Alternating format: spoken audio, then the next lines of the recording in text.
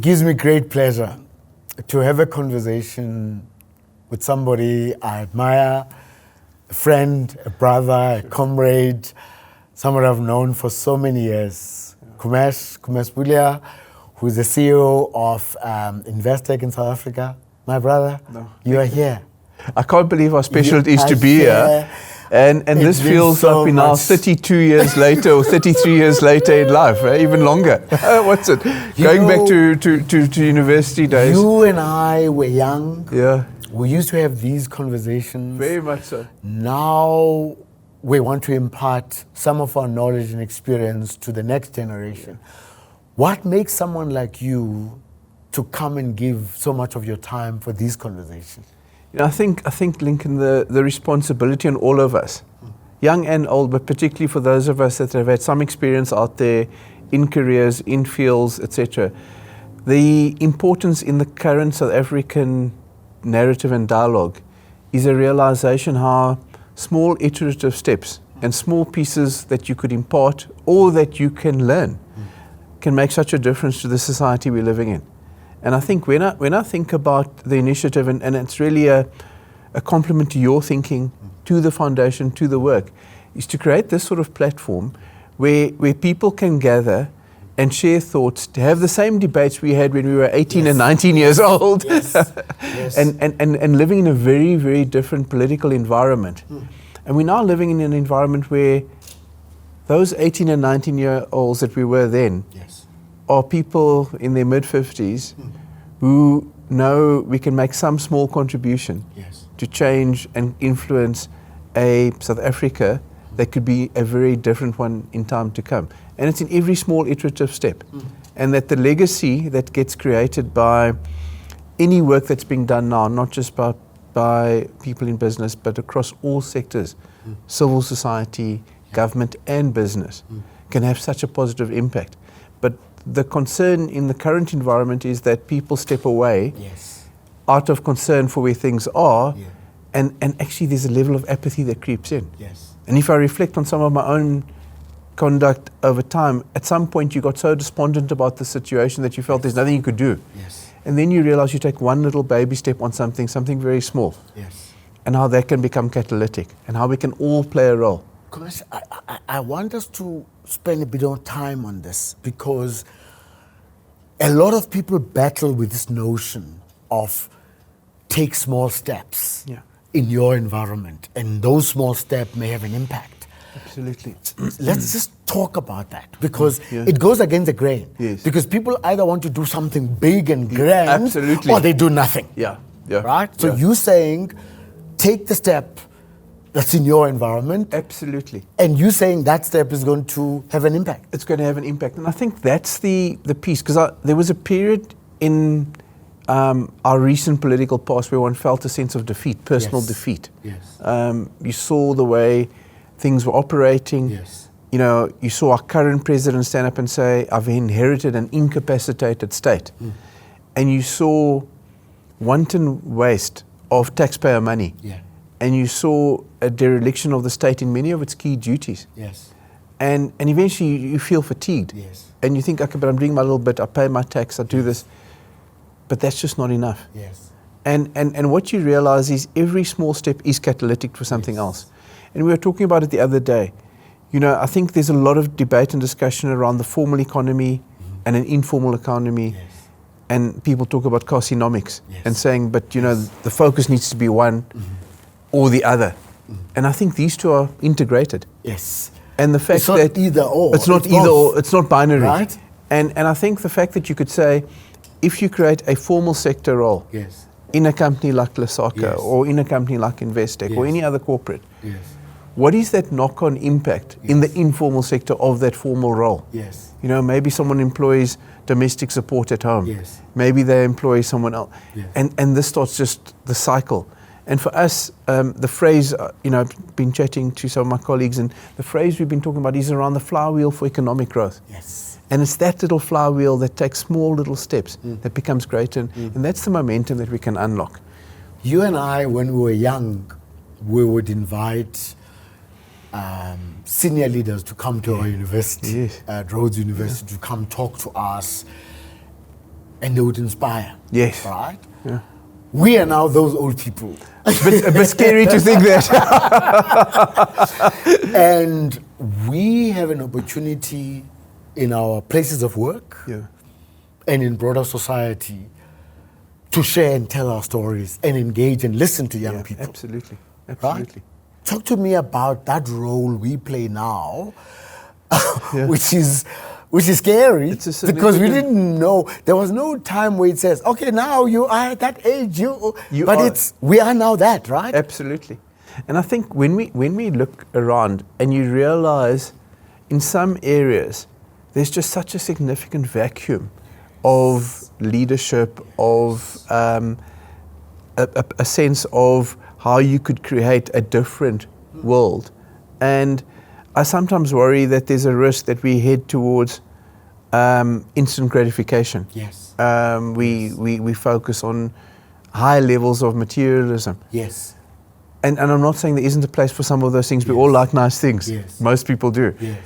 But how do you balance all of that? And for me, that's what I think we need to impart is there's a place to do well and do good. And I think for me, you can do both.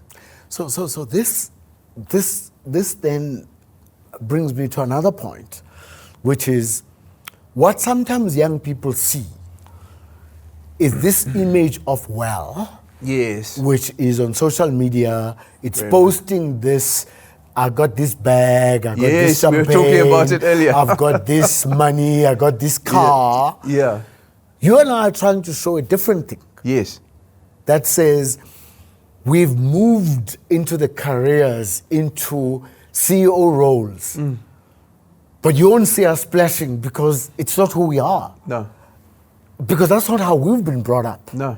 So why should we now change because we've got CEO titles and go around having a car written CEO and what you know? But I think talk about that. No, and I think the idea is that you do not begrudge anyone who has a nice thing. Yeah. Whatever the material item may be. But I think we enter a world where the disconnect, the social compact that we're living in, can get torn apart between the haves and the have-nots. And people will look at that and say, it's easy for you two guys who are running these businesses to say these things. But for us who in the trenches, it's not the same. We were in those trenches. Yes. We were in those jobs. And you know, my advice to anyone that I talk to, including to many of my colleagues today who engage with me, and they'll say to me, what is my focus? And my focus is what is the task that I have to deliver on today? And whatever menial task that may be, or whatever significant task that may be. And I think it's almost what gets lost in society or in a lot of the environment is focusing on very far ahead goal and aspiration of having something or a role or a title, and forgetting that you've got to hang your hat. Well, one of my former colleague Stephen Kostev always used to say, you've got to hang your hat on something. Yes. And that's it's the smallest thing that you have to hang your hat on. So if you're telling someone in your firm to do something, or someone that you're working with, and if they do that one little job really well, what happens? You give them the next responsibility and you give them the next. And that is what I think the basics of what we need to focus on. And I think where we look at those things, and I think the idea that success may be perceived in a particular way is where I think we have to challenge. We have to show a different... We have to say... that actually success has to breed more responsibility. And that is if you are blessed with some success, you should be helping others more rather than flaunting. Yeah. And it really does come with that onus and responsibility. And it's not to detract from the fact that someone can have something that's good. Yes. Or nice, or that they like. So you and I then are controversial because we have to show young people a different value system.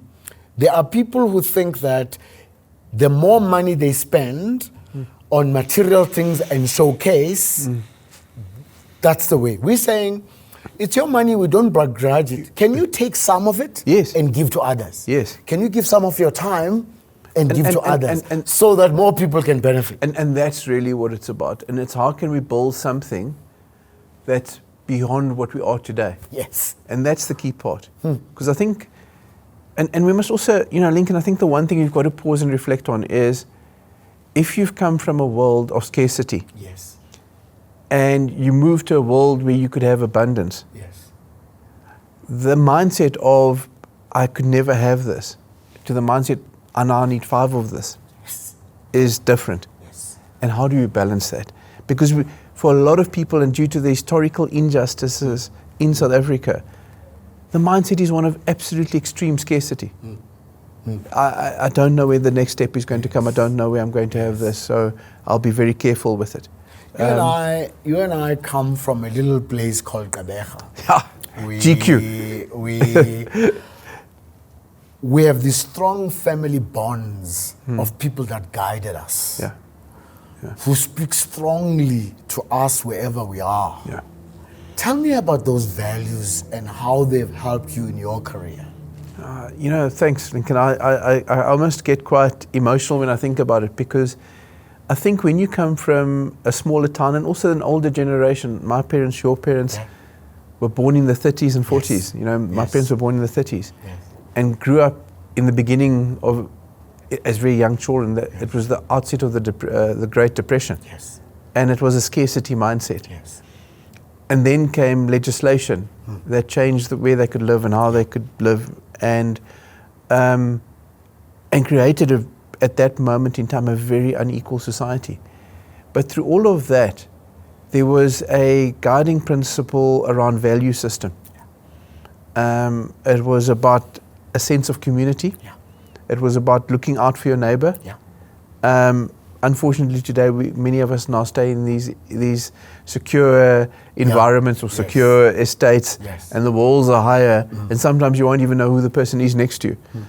In the communities that we grew up, one grew up almost more on the neighborhood street. Yeah. And that sense of community is what I've always, one of the clear values that you get was that sense of community. And the sense of community was also about, if you are doing well in that community, that responsibility you spoke to earlier is yours for the rest of that community. So that community also does well. So that community, you lift as you rise. Absolutely. Is the phrase that you'd often get in that community. As you rise, you lift those around you. Young people now sometimes say, I've studied marketing, or I've studied law, I've studied this, and they have a linear view of what their career would be. Tell me how you reinvented yourself from running your law firm in PE to work through the ranks at Investec to become the CEO that you are today.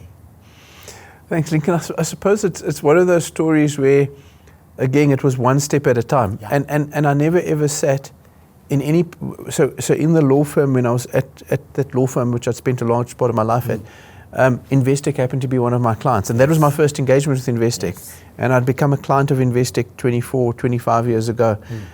And I recognized something in Investec that I always liked, but I never ever thought I'd join it. In fact, I never ever thought I'd be someone that could work in a corporate. And I had this perception of what a corporate would be. Yeah. And then suddenly looking around today, I'm thinking, I am that person at this corporate. Yes. Yes, I was that guy who didn't think I'd want to be Yes. in the corporate. And for me, it was just literally focusing on one step at a time. I never ever, and maybe that's my own flaw. I never ever looked ahead and said, I want to be in this role and I want to be in that role and I want to focus on the next role. Group. Yeah. I'm in the same WhatsApp group. Never had these ambitions. No, I had but no. Just do your best. I just, whatever I was Task you're given, given. I focused on that Yes. for the day, and I did that. And I remember I used to be the regional head of the private bank in the Yes. Eastern Cape. Yes. And I used to come to our national meetings for the National Private Bank. Yeah. And we'd meet for a day and a half. And the other regional heads from the big regions would be there, from the Western Cape, Yes. from KZN, KwaZulu-Natal, from Gauteng. And you this guy from GQ. And you're sitting there and we're going through all these debates of the different regions, and we get to the end of the day. And the contribution of GQ was the smallest one. Yes. So you sit there, you don't think you have a right to be at this table, not quite yet, the number. But that motivated me. It motivated me to show what can the Eastern Cape do and showcase differently. And how can you build something differently there? But even in those roles, the impact is not just about the business you're running. The impact is in the broader society that you're living in. Yeah. And one of the key Investec, I think Stephen, our founder, followed by Fonny, our group CEO today, the phrase that we had was about talking about creating and managing wealth for clients. Fonny had given it a lot of thought, and with a group of our leadership team came out with the phrase about creating enduring worth, because worth is bigger and more important and more significant. And creating enduring worth is now one of our key principles in which way we run our business. And that's a key precept. And the second thing has been around you live in society, not off society. And I think for us, we a niche specialist bank wealth manager, so we play in a very niche market in South Africa. But that does not mean we do not have a broader responsibility. And that's the key part of how those things come together. But coming back to your original question, the key part for me was to say, focus on what is the ask of me today. Cumesh, young people look at these roles and titles, CEO, and they think that when you've got this title, you are it, and you have to walk around with your title and whatever. Talk to me about the value of humility. So I think, I'm a big fan of Simon Sinek, the American sort of management guru, does a lot of talks on, it's not just about management, it's about life. And he has this phrase about, he has this little case study that he talks about the polystyrene cup and the porcelain cup. And when you're in these roles, you hold what is the porcelain cup. When you step out of this role, you go back to holding your polystyrene cup. And I think when you're holding that porcelain cup, you must not forget, you're holding the cup for the title and the role you hold today, but it's not forever. You pass that on to someone else, and you hold this office for a period of time. I think that the complexity is when people's individual self steps into that porcelain cup example, and they cannot let go of that, or the ego is that I've got the porcelain cup versus the polystyrene cup. In the back of my head every day I keep thinking porcelain cup, polystyrene cup. And remember that. You and I are one of those 100 CEOs that got severely criticized for wanting to partner with government on energy, on infrastructure, crime and corruption. Again, having thought back to what has been done, if the same circumstances arise now, there's a new government of national unity, will you be part of those CEOs who says, government, we're willing to partner, or will you just go around and just manage Investec? I absolutely believe our responsibility, our duty is to partner with the government of the day. And when I say that, it has to be a government of the day that we believe remains credible. And we have a leader leading the government who is credible, you'd want to do that. You would not want to make the illegitimate legitimate, but in a case which we're living in today in society, both previously and today, it's the onus is absolutely to partner, because you're not just partnering with government, you're partnering with civil society to deliver to broader South Africa Incorporated. My last question, Cumesh, is if you're talking to a young person, what's your business case for them to believe in this country? So Lincoln, I think about this often. We actually have one of the most beautiful and incredible countries to live in. And I say that because I think, like you, we all would have traveled. Investec's got a business in the UK, and I love the UK as well. London's a great place to be. But I think what we have here is incredible resources, natural resources, human resources. I think we've got incredible culture. And I think you can make a difference here. In many of the other more developed markets, yes, you can have some impact, but you won't have the same impact you'd have in a country like this. So I wake up every morning and that's what fires me up, knowing that you can make some small difference. Absolutely, absolutely. My brother. Thank you so much. It's been so good. What you do, I admire what you do. I look in awe. Somebody that has not changed who they are because of the titles they have. You've remained humble, professional, excellent, and a wonderful person to know. I can say all the same things about you, and thank you for the wonderful work that your foundation is doing. It's really exceptional, and you've set a role model for all of us. Thank you. Thank you, my brother. Thanks very much. Excellent.